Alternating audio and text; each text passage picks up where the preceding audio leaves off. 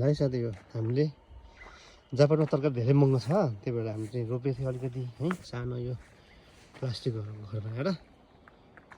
अनि यहाँबाट हेर्दा कस्तो भयो है यो चाहिँ रायो साग होइन त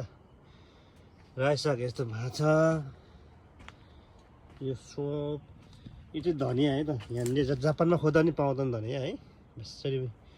गाह्रो हुन्छ त्यहाँ चाहिँ जापानी खाँदैन त त्यही धनियाँ यो चाहिँ ल यति यस्तो भएको छ अनि यो चाहिँ रायो साग ल है त अलि अगाडि रोपेको थियो यति मान्नु भएको छ ल अब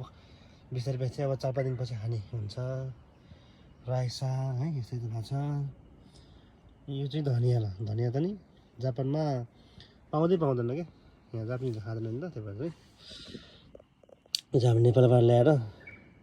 ताने ल्याएको थिएँ अनि त्यो रोपेको ल यस्तो भएको छ धनियाँ त राम्रो भएको छ ल यस्तो छ है त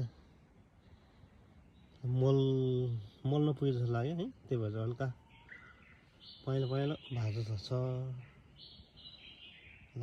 यही हो साथी हो ल